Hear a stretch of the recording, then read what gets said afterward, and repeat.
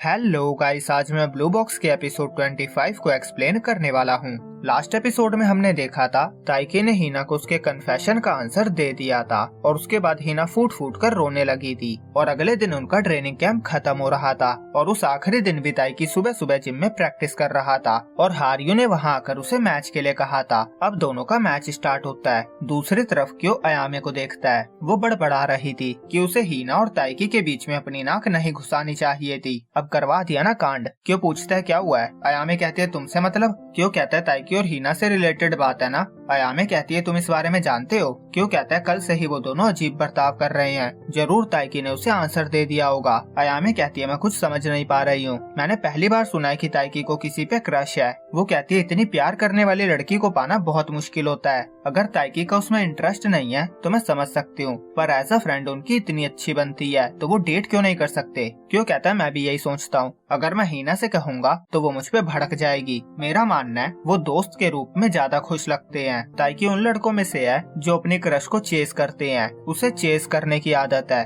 Receive करने की नहीं। हम क्या सोचते हैं इससे कुछ फर्क नहीं पड़ता। वो अपना इरादा कर चुका है। सीन ताइकी और हारियो के मैच पे आता है। ताइकी उसके शॉट को गैस करने की कोशिश कर रहा था पर वो नहीं कर पा रहा था और हारियो लीड बढ़ाया जा रहा था। वो 13 पे था और ताइकी 6 पे। ताइकी सोचता है मुझे लग रहा था ये मेरे साथ मैच खेलना अवॉइड कर रहा था, पर ये तो और अच्छा होते जा रहा है। अगर ये इम्प्रूव कर सकता है तो मैं भी कर सकता हूँ। पर पूरी कोशिश करने के बाद भी वो मैच हार जाता है। उसका आखिरी शॉट लाइन के बाहर जाता है और वो हार जाता है। फिर वो एक और मैच के लिए पूछता है पर हारियो मना कर देता है। वो कहता है ये ट्रेनिंग कैंप का लास्ट दिन है, मैं थक चुका हूँ। ताइकी सोचता है ये जीत गया और अब फिर दोबारा भाग रहा है। हारियो कहता है सच कहूँ तो मुझे तुम्हारे साथ मैच खेलने में डर लग रहा है। मैं योडो को नहीं हरा पाया था, यहाँ तक कि मैं यूशा से भी हार गया। अब अगर मैं तुमसे भी हार गया तो मेरा कॉन्फिडेंस खत्म हो जाएगा। मैं खुश हूँ कि हमने ये मैच खेला। मुझे खुद को बुरा लगता अगर मैं हारने के डर से भागता रहता। वो कहता है मुझे लगता है डर को निगल लेना ही सबसे बड़ी ताकत होती है। ताइकी कहता है तुम सब बहुत स्ट्रॉन्ग हो। हारियो कहता है तुम भी। ताइकी सोचता है पर मैं तो हार गया हूँ। फिर शाम को सब बस से वापस जाते हैं।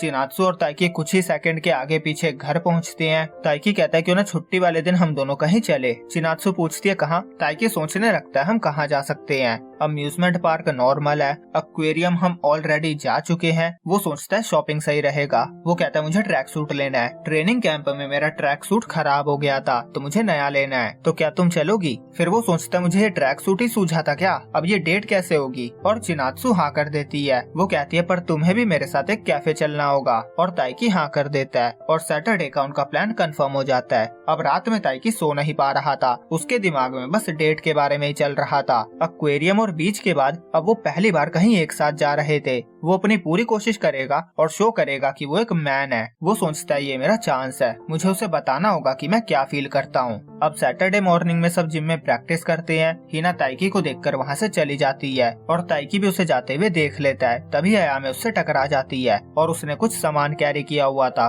वो ताइकी से सामान को स्टोरेज रूम में रखने में हेल्प मांगती है। ताइकी कहता है जब से हम ट्रेनिंग कैंप से आए हैं तुम गुस्से में लग रही हो, मैंने कुछ किया है क्या। अयामे कहती है नहीं कुछ नहीं, पर उसका फेस देखकर ताइकी समझ जाता है कि कुछ तो बात है। अयामे कहती है हिना रो रही थी। ताइकी कहता है पता है। अयामे शॉक हो जाती है। वो कहती है तुम्हें रियलाइज नहीं है वो कितना ज्यादा हर्ट हुई है और तुम ऐसे एक्ट कर रही हो जैसे कुछ भी हुआ ही नहीं हो। ताइकी कहता है तो क्या करूं, जैसे अभी सब चल रहा है मैं उससे बात नहीं कर सकता।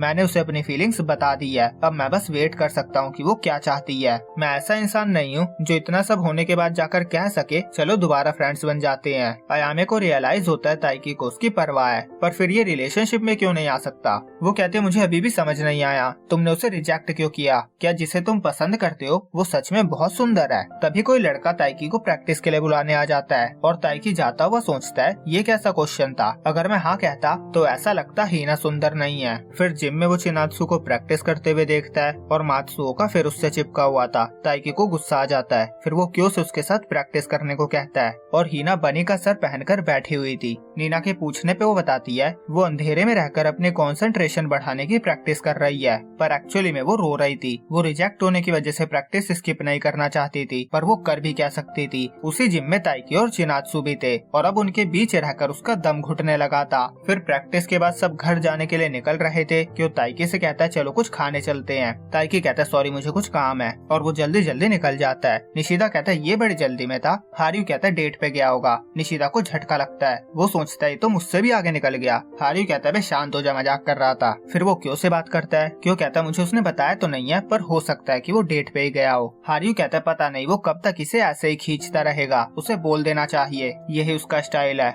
दूसरी तरफ ताइकी मीटिंग लोकेशन पे पहुंचकर चिनात्सु को ढूंढने लगता है। फिर उसे चिनात्सु दिखती है। वो पूछता है वो क्या देख रही थी। चिनात्सु कहती है आज बादल बहुत तेज चल रहे हैं। फिर हमें कुछ दिन पहले का सीन दिखाया जाता है जब ताइकी ने हिना को रिजेक्ट कर दिया था और वो फूट फूट कर रो रही थी। उस टाइम अयामे को समझ नहीं आ रहा था कि वो उससे क्या कहे। उसने आज तक किसी को ऐसे नहीं देखा था। कहीं न कहीं वो खुद को इसका जिम्मेदार मानने लगी थी क्योंकि उसी ने अपनी नाक उन दोनों के बीच में घुसाई थी। उसका हार्ट ब्रेक कभी नहीं हुआ था तो उसे नहीं समझ आ रहा था कि उसे क्या कहना चाहिए। इसीलिए वो उसके सामने बहुत सारे टिश्यूज रख देती है और वो जितना चाहे उतना रो सकती है, ये कहती है। वो सोचती है ताइकी को आइडिया भी नहीं है ये उसे कितना चाहती है, काश मुझे भी कोई इतना चाहता होता। फिर ट्रेनिंग कैंप से वापस लौटने के बाद जब सब घर जा रहे थे तो हिना का मूड ठीक करने के लिए अयामे उसे आर्केड ले गई थी। वहाँ उन्होंने बहुत मजे किए थे। एयर हॉकी गेम भी खेली थी जो हिना ने फर्स्ट टाइम खेला था और उसे उसमें बहुत मजा आया था। और वहाँ पे उन्हें दो लड़के मिल गए थे और उसमें से एक अयामे का एक्स था।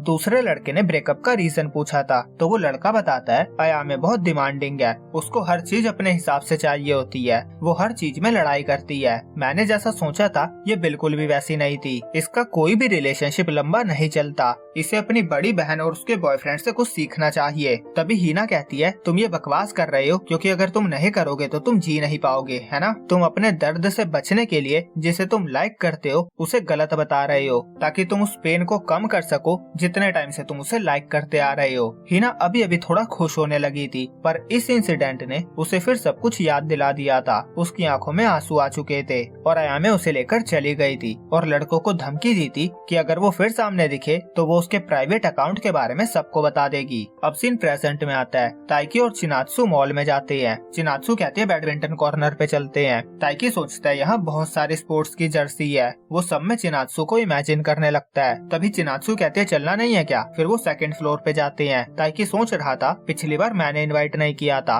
इसका मतलब है ये मेरी पहली डेट है। और चिनात्सु ताइकी को एक जैकेट दिखाती है। ताइकी कहता है सीरियसली क्या तुम इसे खुद पहनती। वो कहती है नहीं। ताइकी कहता है मतलब किसी और के लिए लेना है तो कुछ भी सजेस्ट कर दोगी। चिनात्सु कहती है ठीक है मैं समझ गई तुम्हें नहीं पसंद। ताइकी को इतनी खुशी बर्दाश्त नहीं हो रही थी, मतलब इतनी ज्यादा फ्रेंडली वाइब। सच में वो बहुत खुश था। फिर चिनात्सु से एक टी शर्ट दिखाती है, फिर एक जैकेट दिखाती है। ताइकी कहता है हाँ ये सही लग रहा है। चिनात्सु कहती है कूल लग रही हो, वैसे इसमें बड़ा साइज भी मिल जाएगा। ताइकी कहता है नहीं नहीं मुझे यही चाहिए। और चिनात्सु को एक टी शर्ट अच्छी लगती है। वो चेंजिंग रूम में ट्राई करने जाती है। ताइकी सोचता है क्या मुझे थोड़ा और दूर वेट करना चाहिए, पर अगर उसे दिखाना हो कि वो कैसी लग रही है तो मुझे यहीं रहना चाहिए। अंदर चिनात्सु टी शर्ट पहनती है, उसे वो फिट लगती है। वो ताइकी से पूछने बाहर आ ही रही थी कि बाहर ताइकी को एक दोस्त मिल जाता है और इसीलिए वो बाहर नहीं आती। और ताइकी का दोस्त चिनात्सु के शूज देख लेता है। वो कहता है क्या बात है तुमने मुझसे पहले पटा ली। चिंता मत करो मैं किसी को नहीं बताऊंगा। फिर वो उसके कान में कहता है क्या वो हिना है। ताइकी शॉक हो जाता है। दोस्त कहता है चलो जाने दो, उसे अंदर आवाज जा रही होगी। और फिर वो चला जाता है। ताइकी सोचता है मैं समझ सकता हूँ उसे ऐसा क्यों लगा क्योंकि हम बहुत क्लोज हैं। फिर चिनात्सु बाहर आती है और उसने स्कूल यूनिफॉर्म ही पहनी हुई थी।